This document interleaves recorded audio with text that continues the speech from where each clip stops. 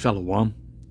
First off, want to give all praises, honor, and glory to Yahweh, Bahashem, Yahweh Shai, Bahashem, Ruach HaKodesh. Double honor to the apostles and elders of Great Millstone. Honor, salutations, and blessings to the men that are preaching the gospel of Yahweh, Bahashem, Yahweh Shai, in all sincerity, diligence, and truth. And peace, grace, and blessings be upon the house of David, which is the elect men, women, and children. So this is something real quick. Brother had sent me this. It says Nbayoungboy says it is a demonic industry that he chooses to be a part of. Quote, I accept it. I run with it. All right. And, this is actually the second rapper entertainer in recent weeks to, basically come out and denounce, or not even denounce because he didn't denounce it, but come out and speak negatively about the entertainment, Hollywood, famous industry. Okay, that he's specifically a rapper. Okay, that black culture, which produces nothing but death and folly, amongst the Israelites, that was used as a institution by Esau Edom, because we know that the people that run the music industry are who? Amalekites. All right. And their whole agenda is to destroy the Israelites. Now, they know that they can't destroy us physically, so he attempts to destroy us spiritually by appealing consistently to the flesh. Because remember, going back to the garden, and I get back to the actual thing that he said.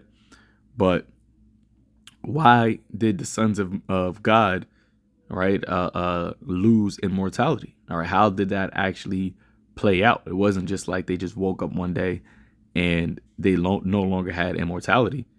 All right, there was a scheme that was against them. All right, an evil plan, a wile of the devil that caused the sons of God to lose their position as being the image, of God. All right, the image of His eternity. So Wisdom of Solomon, the second chapter, and when you actually read this whole chapter, it goes into the devices of the wicked, right? As it says, the first verse, it says, "For the ungodly said, reasoning with themselves, but not aright." Why? Because the heart that is lifted up, right, is not upright in him.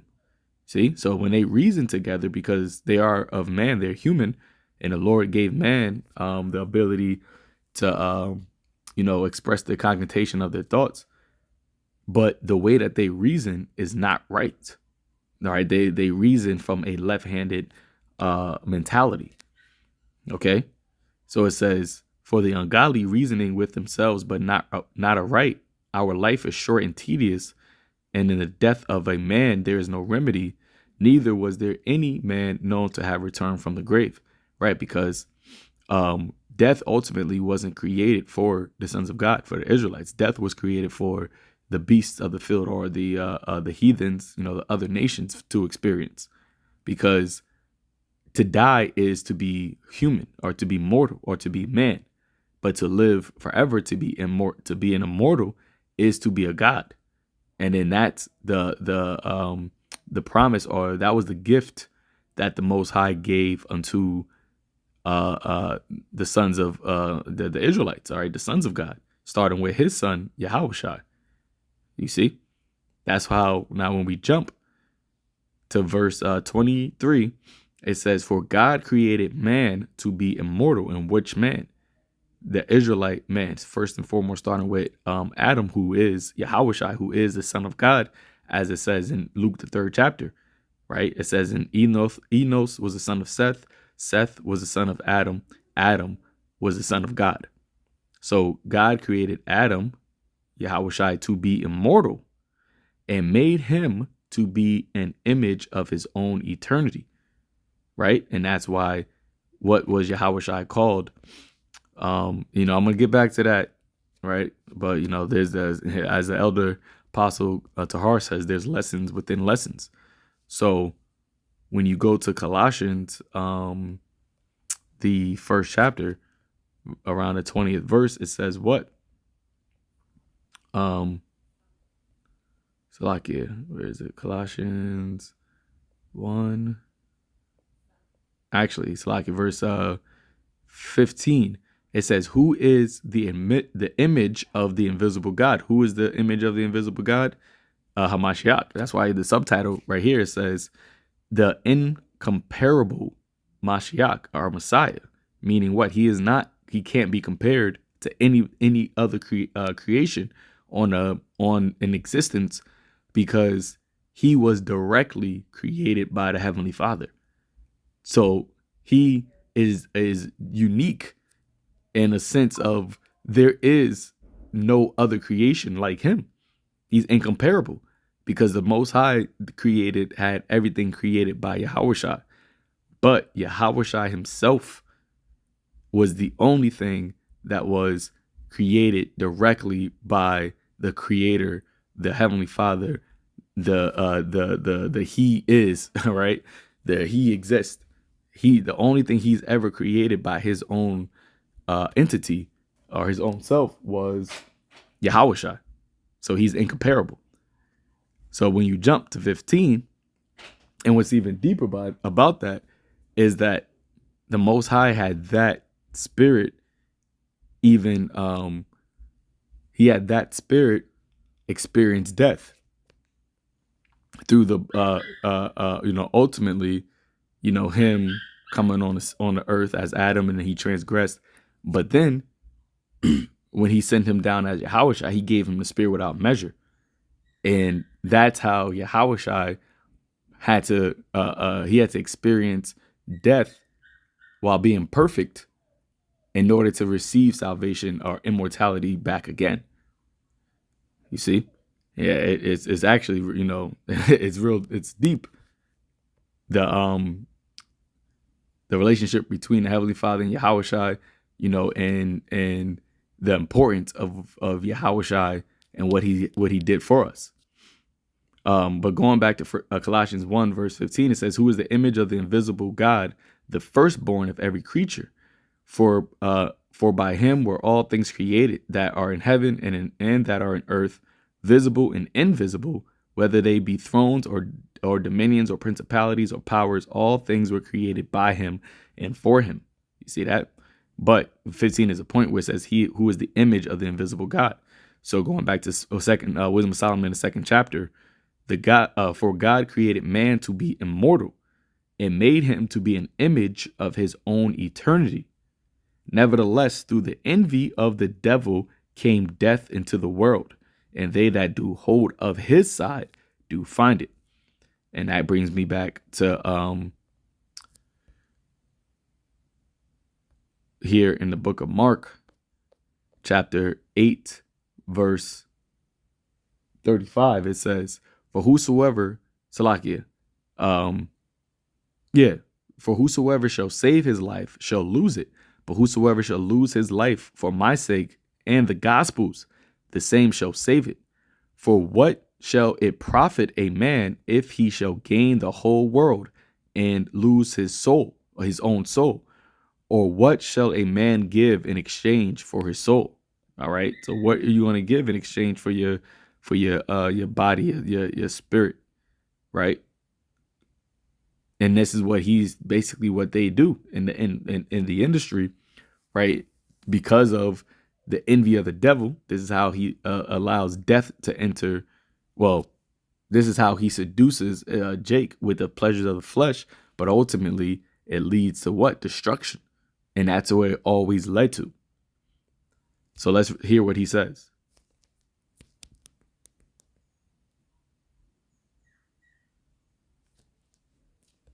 Salakia. My bad. Let me play it back. It's the mind's industry that I chose to be a part of. So it's like I accept that I run with it, but don't be a dominant at the same time. You gotta understand they're using me as entertainment. and this shit become self-destruction too. Cause I ain't no entertainer. You know, some shit can be spoke on. Why? Man, but that shit is to be continued. You hear that? The mind industry that I chose to be a part of. So it's like I accept that I run with it, but don't be a dominant at the same time. You gotta understand they're using me as entertainment, and this shit becomes self-destruction too. Cause I ain't no entertainer. You know, some shit can be spoke on. Why? Man, but that shit is to be continued. You see that? He just basically said in a nutshell that this shit is it's a demonic a demonic industry that he's in, right? And then who once again owns the industry? Who is the one that is backing or funding the the black culture, the rap culture, right? The hip hop, the entertainment culture amongst Israelites. It's Esau, Edom, the Amalekites, and they're using what? Witchcraft, sorcery, enchantments, right? Demonic spirits. And he said what?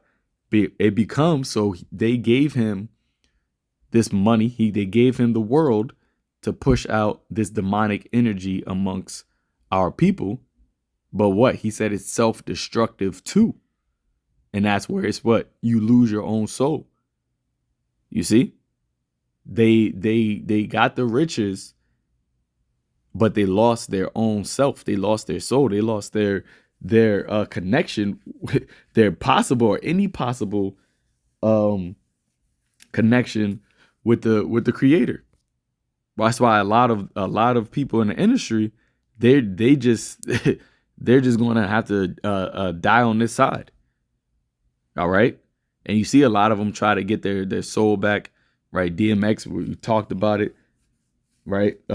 Numerous rappers speak about it, but they can't get it back because they basically pledged their allegiance unto Esau Edom for riches, for money. So Luke chapter 6 verse 24 says, but woe unto you that are rich, for ye have received your consolation. You see, they already received their consolation, and now they're realizing, now that it's coming to an end, now that it all is crumbling down, that it wasn't worth it. It wasn't worth it, and they feel dark. They feel just the darkness inside. That I chose to. Right? And that's why when we go back to Mark 8, it says, or what shall a man give in exchange for his own soul? And listen to what Yahushua says after this. Whosoever therefore shall be ashamed of me and my words in this adulterous and sinful generation, of him also shall the Son of Man be ashamed when he cometh with in the glory of his Father with the holy angels. Okay, and by them making that allegiance to Satan, to them selling out for riches, to denounce, because we always say a lot of these people in the industry, they know that they're Israelites. Okay, they know that they're Israelites.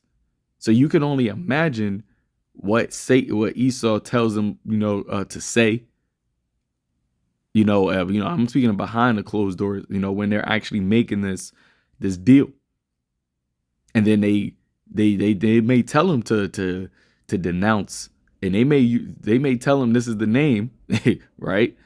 That you got to denounce. Okay? And they have to be ashamed of the righteousness that Yahushua is coming with, his aura, what he represents. But the Lord said, what? Of him also shall I be ashamed. For him also shall the Son of Man be ashamed when he cometh in the glory of his Father and the holy angels.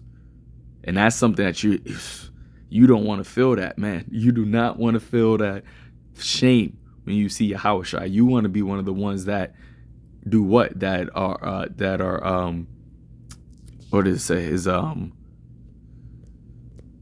man, I'm just slipping my mind how to word it, but I know what it says. The appearing. Let's see.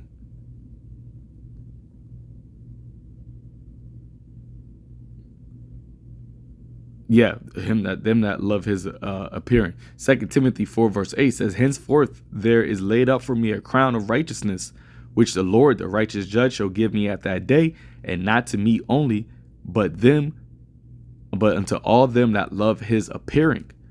Right? And that's who we are. We're the ones that have denied ourselves, took up our cross, lost ourselves in this world so that we can gain, so that we can save ourselves from the wrath of Yahushua when at his appearing. Okay? But these men that sold out for the riches, for the fame, for the glory, this is how they feel.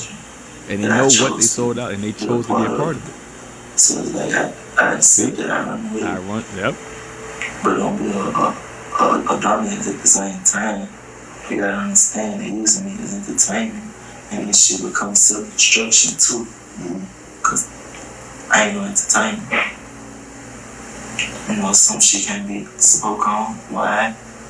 Man, good shit is to be continued. He said a lot there, man. Okay? And that's them trying to, that's them trying to fight them demons.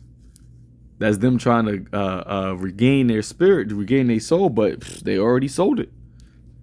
They already sold it. So now it's time for the judgment.